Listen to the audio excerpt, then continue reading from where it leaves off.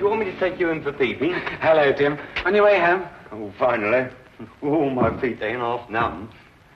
Something the matter in there? Yeah, just a light. I noticed it's been burning for a couple of days now. Wondering if I shouldn't step in and tell them about it. I reckon they must have left it burning by mistake, you know. They'll know all about it when they get their gas bill next month. Yeah, I know. It seems a shame, though, doesn't it? Still, I don't think it'll do much harm to go and ask them if they know it's on. I hope they didn't tell you to mind your own business and pack you off. Well, I'm just going to have my pint before supper.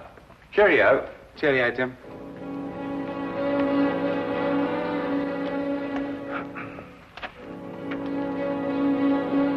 Afternoon, sir.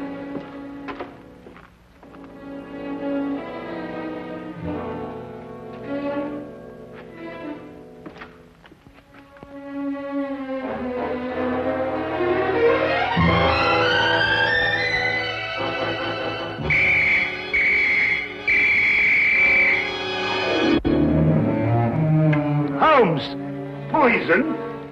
Yes, Watson, Egyptian, as a matter of fact. I'd read about it before, but I'd never worked with it. That's the teapot! Oh, yes, so it is. I'm sorry about that, but there doesn't seem to be anything else empty at the moment. Is nothing immune in this place? Really, Holmes, there must be something else you could have used. Oh, nothing to worry about, Watson. It's perfectly soluble. I'll have the pot washed out and ready for use by the time you come back from Regent's Park. You can save yourself the trouble. That's the last drop I'll ever drink out of that pot.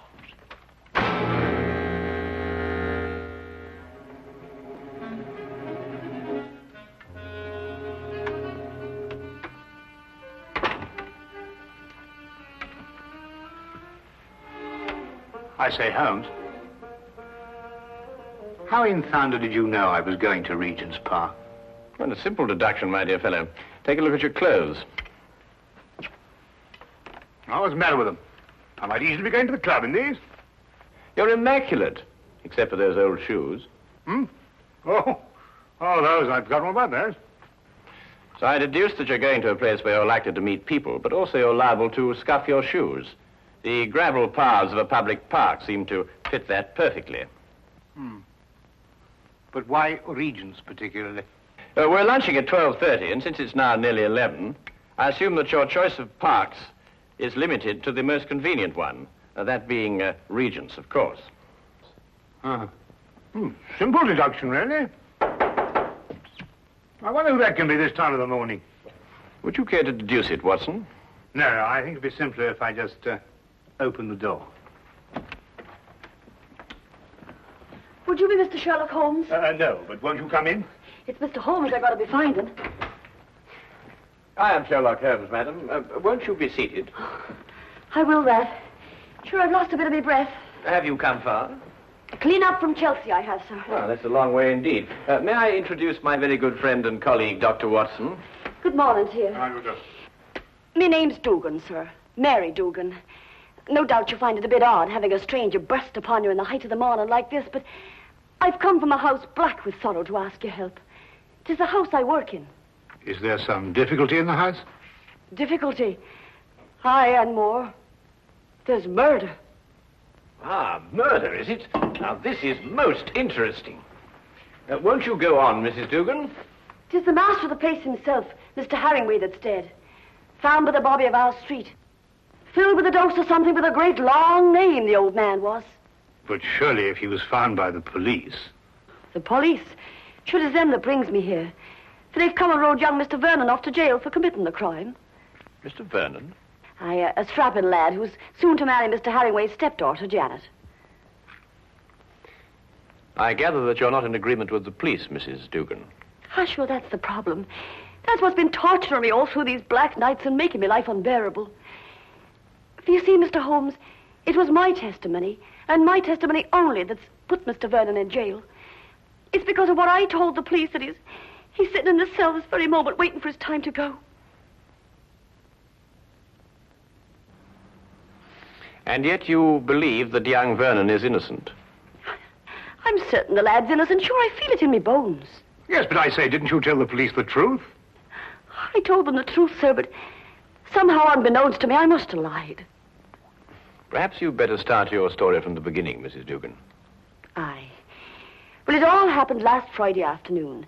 Late in the afternoon it was, for I was soon to be leaving the house, having the weekend off as I do.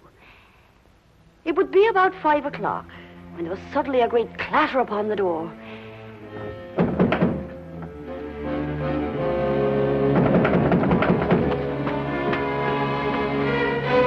Hello, Mrs. Dugan. Oh, good afternoon to Mr. Vernon. Mr. Herringway asked to see me. Is he in his usual ugly mood? Sure, you shouldn't be talking like that, Mr. Vernon. You know, it makes Miss Janet very unhappy to hear you two fighting all the time. Well, if he wasn't such a stupid old... Where is Janet? Oh, she's away to her aunt's in Manchester. She wasn't to go until tomorrow. Oh, I know nothing of that, sir. But I can swear he put her on her way this very afternoon. I doubt if her aunt's sick again. It looks like another of his tricks to keep us apart. Well, where is he? In his study. He's asked me to show you right in. Just a minute. My coat. I forgot something.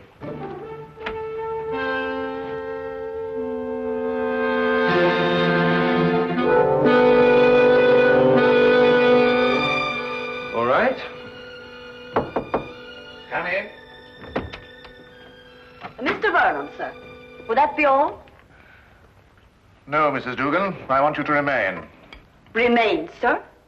Just sit over there and listen to every word that's said.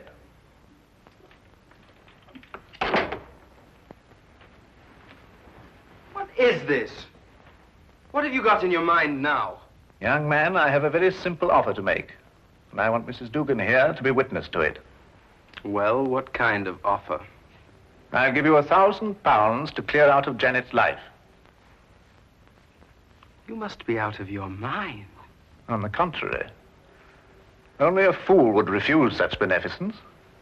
You disgust me. Your tastes don't interest me. I want only to rid you from Janet's life. Stay right here. I intend to finish. I happen to be in love with Janet. But I could hardly expect you to understand a thing like that. £1,000 is a lot of money. And for you, probably more than you'll ever have the rest of your life. Think of it. £1,000 just for clearing out. When I clear out, as you put it, I'm going to take Janet with me. I warn you, this is your only chance to gain anything. You must always win, mustn't you? Every little thing has to be your way. Even if it means destroying your daughter's happiness. I'm not interfering with her happiness. I only want to cleanse her life of a bit of trash. You may have had her under your fist all her life, but she'll break away now. No matter what you do, Janet's going to marry me. Mr. Herringway! Medicine. My medicine in the cupboard in the next room. I'll get it. Green bottle on shelf.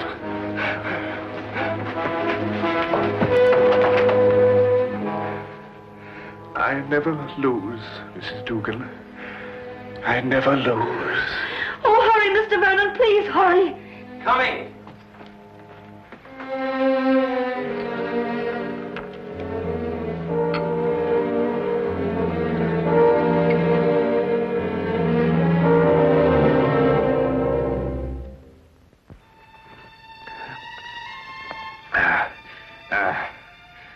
Thank you.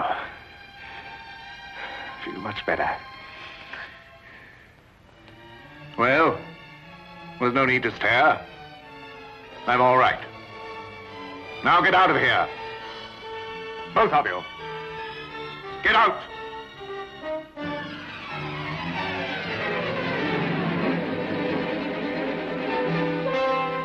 Get out.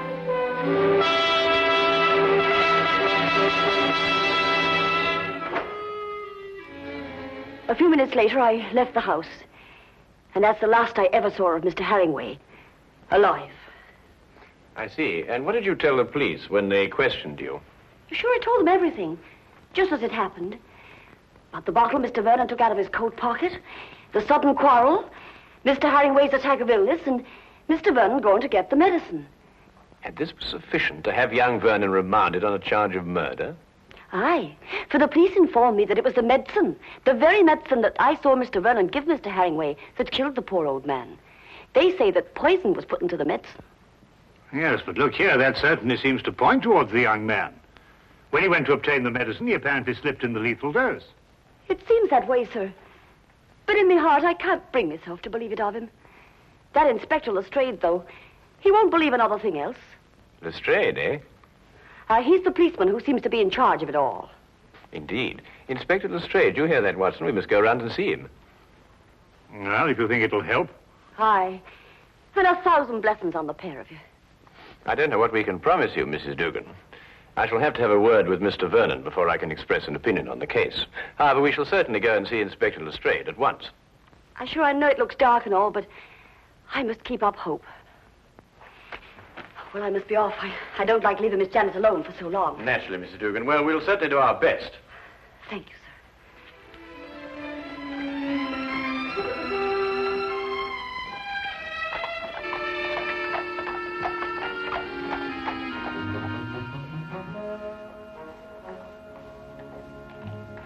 I can't see any reason for it. The man is guilty. Anything you want to know, I can tell you myself. Oh, come, Lestrade. I only want to ask the young man a few questions. It's time for my lunch. You needn't come. Now, look here, Holmes. There was a very large dose of strychnine in that medicine. The only person who could possibly have put it there was young Vernon. Or Mrs. Dugan? No, she didn't have any reason to. Besides, Vernon was a chemist. He had access to all sorts of poisons. Indeed, he was a chemist. You hear that, Watson? Young Vernon was a chemist. Eh? Yes, indeed, Holmes. Yes, I thought you'd be interested to hear that. Well, I am indeed. It is most important, and I insist upon seeing the young man immediately. We have no time to lose, Lestrade. No time to lose. Oh, all right, all right, all right. I don't see what you can possibly gain from this. But if you insist, you can see for yourself. His whole attitude merely supports the evidence. Well, here we are. Inspector Lestrade. Yes, sir.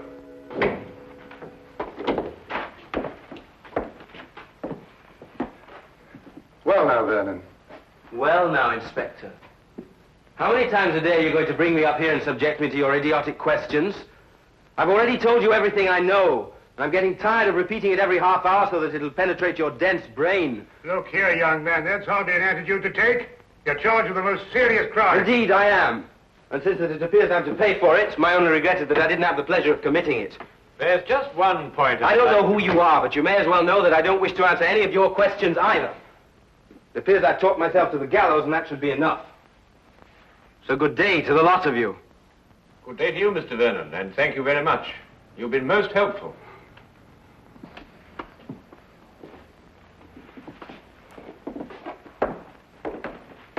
President Young Rogue. Oh, very interesting, Lestrade. Take the Baker Street, Holmes. Certainly not, Watson. We have a killer to catch. Killer? Yes. What do you think you were just talking to? A very furious young man, Lestrade. But he's as innocent as Dr. Watson, me, and you. Or perhaps not quite as innocent as you.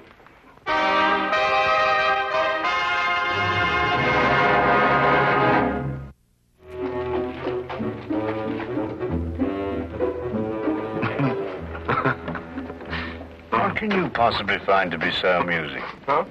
Oh, I was thinking about Lestrade's face when that young scamp called him an idiot. Holmes, do you really believe that young man's innocent? Strychnine, Watson. Combined with the fact that young Vernon's a chemist. Tell me, how quickly does strychnine act? Oh, matter of minutes. Half an hour at the most. Exactly. He did not know that the house would be empty when he went to visit old Mr. Hanningway. He fully expected that Mrs. Dugan and Janet would be there. Right enough. Mr. Dugan indicated that. All right. Now, would a man with a wide variety of poisons to choose from choose a quick-acting drug, which offered him no chance of an alibi? Or would he be more likely to choose something a little slower, which would allow him ample time to be miles away at the time of death? Yes, I follow your reasoning, Holmes, but surely you don't accept that as conclusive. Oh, I didn't, until I spoke to young Vernon. But, well, you didn't learn anything from him, did you? Ah, here's the mortuary. Shall we go and have a close look at the victim, Watson?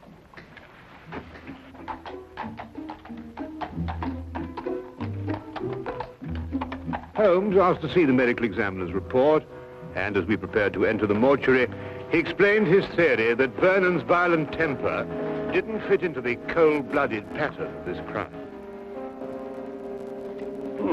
A particular sort of fellow, our friend Herringway. No, why do you say that? Well, notice the well-kept hair, the neatly trimmed moustache. Mm-hmm. Wasn't so particular about his hands, was he? What do you mean, Watson? Well, look, the dirt definitely packed in under those nails. It's even gone into the cuticles. I say it's a bit incongruous with this perfect manicuring.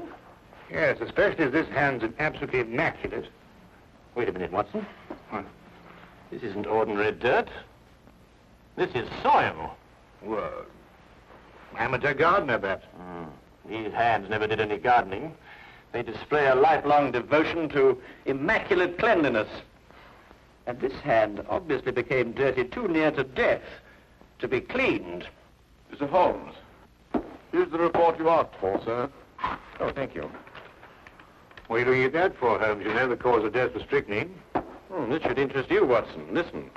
The blood test indicated an extreme leukocytic state, sufficient to be diagnosed as advanced leukocythemia. Well, Mrs. Duggan said he was ill, but not to that extent. Watson, tell me, how long do you estimate Herringway would have lived had he not been given that dose of strychnine? Well, it's difficult to judge with this information, but I'd say, well, certainly under a year. And we are looking for someone who couldn't afford to wait a year. An impatient murderer. Then that fits in with Vernon's violent temperament. It appears so, Watson. It appears so. And yet there's still something missing. A bottle. A little mysterious bottle. Watson, would you go and collect Mrs. Dugan and take her round to Vernon's apartment? Yes, of course. What will you be doing meantime? Oh, I'm going over to Vernon's place now. There are a few things I want to check over before you arrive. But it's bound to be locked up. How are you going to get in? Oh, with a key. Have you got the key to Vernon's apartment?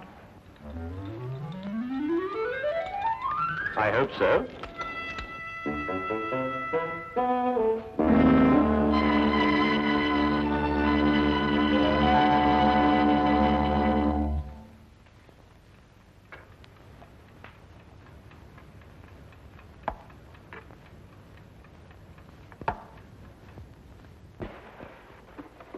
We came as quickly as we could.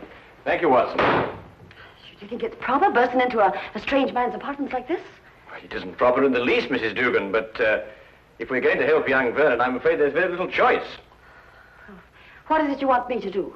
Do you believe, Mrs. Vernon, that you could identify the bottle that he took from his coat pocket on the day of the murder? Yes, I think I can. Good. Then would you mind examining these and take your choice, if any?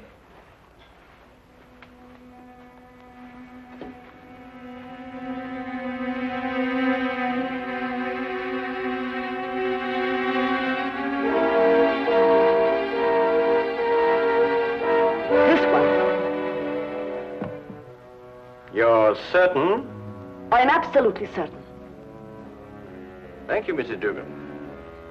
Thank you very much.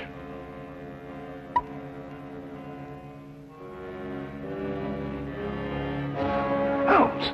It's all right, Watson. It's quite harmless. It's oil of cloves. Oil of cloves? Mrs. Dugan, I presume that your employer was a teetotaler. He was that. There was never a drop of anything at all in the house.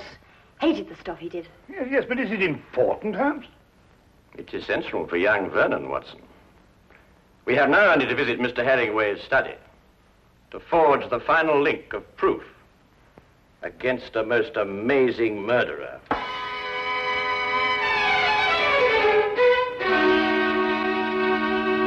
Really, Miss Herringway, I hope you realize that in this case I find myself in a particularly difficult position.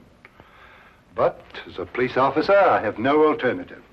I must follow the dictates of the law. But Tom didn't do it. He couldn't have done it. It just can't be. Precisely the opinion I expressed to you this morning, Lestrade. Holmes.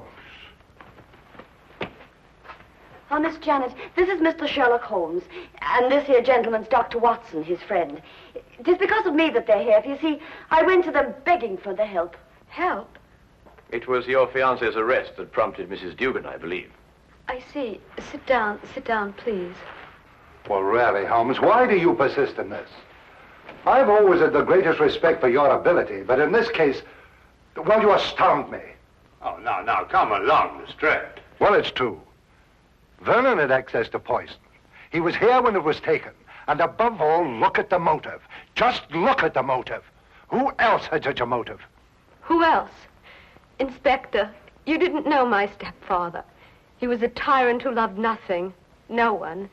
His whole ambition was power, and his whole pleasure was to rule. To my stepfather, my marriage meant only a loss of power, part of his kingdom, and he fought it in every way. Life here became unbearable after I met Tom. Mrs. Dugan can testify to that. Well, 'tis true he was not a kindly man, and he did begin to get a bit odd of late. I see. There were some flowers in this room. Where are they? Flowers, sir? Holmes. Now he's interested in flowers. Petunias, perhaps? Mrs. Dugan? Why, sure, I put them out in the yard to get a bit of sunlight, sir. So dark it was in here. Then there were some flowers. Mrs. Dugan, would you be kind enough to fetch them, please? Yes, sir. Holmes, what have flowers got to do with... Watch. You know, Inspector, your difficulties in this case really must be overlooked. Do you know that you've been deliberately duped? And very cleverly, I might add. I haven't been duped at all. I've got my man. Now, you see, you were looking for a murderer, whereas, of course, there isn't one. First it's petunias. Now there's no murder. There's a body, but no murder. You see, Mr. Herringway committed suicide. There was no indication of suicide whatsoever. No message, nothing. Well, naturally there was no indication of suicide, because it was deliberately planned to look like murder. Are you serious? Completely, Miss Herringway. You see, your stepfather was more of a tyrant than you imagine. Losing you to Vernon meant losing power. And so first of all, he tried to bully him. Then he tried to bribe him. And when that failed, he tried to kill him. Mr. Herringway tried to kill Vernon? Yes, Watson. By committing suicide in such a way that Vernon would be blamed and executed for Herringway's death. The stage was set, the heart attack was feigned, and Vernon was sent to get the medicine. If Herringway took the poison himself, where did he hide the bottle? Of course, that's right. The poison acted too fast for him to dispose of the container. But he did dispose of the container, Watson. And if my theory is correct, it should be in one of the two flower pots that Mrs. Dugan is holding.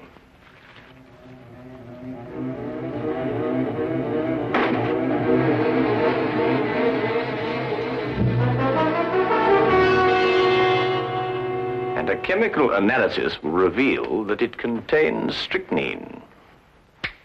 The dirt under the fingernails. Exactly, Watson. And you said it got there close to the time of death? Then Herringway committed suicide. Yes, Lestrade. And Tom is innocent. Go! Simple. Completely. Holmes, you never did explain to me what the oil of clothes was for. Oh, you mean the mysterious little bottle that Vernon removed from his coat pocket? Yes, sir. Oh, it's really quite simple, you know. You see, Vernon stopped at a pub for a few stiff whiskies to brace himself for his interview with Herringway. But the old man was violently opposed to the use of alcohol, so he had to do something to remove the evidence from his breath. Oil of cloves is quite common for that purpose. Ah, I see. Tea? No, none for me. No, I've had some before. My digestion is not quite up to it. Your digestion? Yes, I forgot and mixed our tea with some of that rare Egyptian poison.